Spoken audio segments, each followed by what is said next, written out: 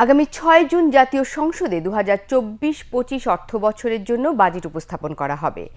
এবারের বাজেটের আকার হতে পারে প্রায় ৮ লাখ কোটি টাকা।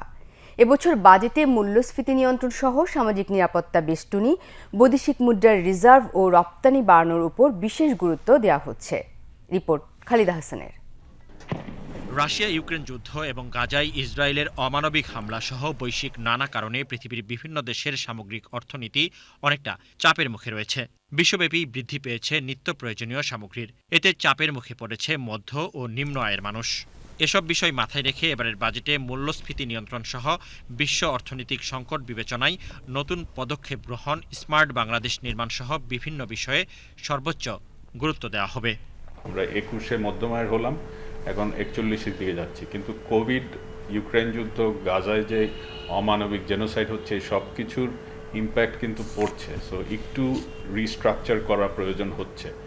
বাট বাংলাদেশে ম্যাক্রো ইকোনমিক ট্রেজেক্টরিগুলো শক্ত, কিন্তু বর্তমানে আমাদের স্ট্রং লিডারশিপ দরকার কিছু কিছু মিনিস্ট্রিতে, যেরকম ইন্ডাস্ট্রি, কমার্স, ফাইন্যান্স এবং এগ্রিকালচার এবং এনার্জি, যেন এনার্জি সিকিউরিটি, ফুড সিকিউরিটি, যেন মূল্যস্ফীতি সাধারণ মানুষের ক্রয় ক্ষমতার ভিতর থাকে।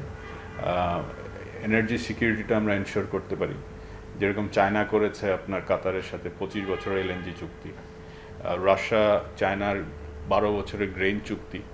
এই ধরনের লং টার্ম পেকড প্রাইসে আমরা কি করতে পারি যেন আমাদের মৌলিক যে চাহিদাগুলো, সেই জায়গায় আমাদের একটা সিকিউরড পজিশনে বাংলাদেশ থাকতে পারে।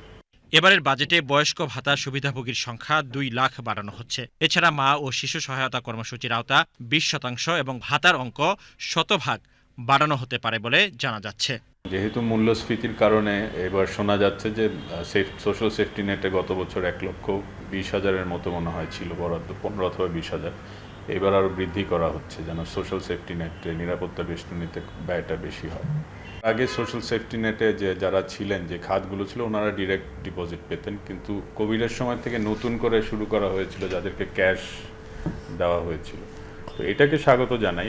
Government needs to stand by the people যারা বেশি মার্জিনালাইজ, কিন্তু একই সাথে ইকোনমিক অ্যাক্টিভিটি স্লো ডাউন যেহেতু হচ্ছে, সেটাকে কিভাবে একটু মোমেন্টাম দেওয়া যায়, ওই জায়গাটা ফোকাস আসা আরও আমরা প্রত্যাশা করছি।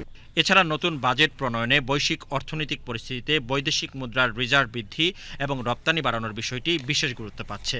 এজন্য তৈরি পোশাক শিল্প সহ অন্যান্য রপ্তানিমুখী খাতে নগদ প্রণোদনা দেওয়া অব্যাহত রাখার পরামর্শ সংশ্লিষ্টদের। খালিদা হাসান, বাংলাদেশ টেলিভিশন, ঢাকা।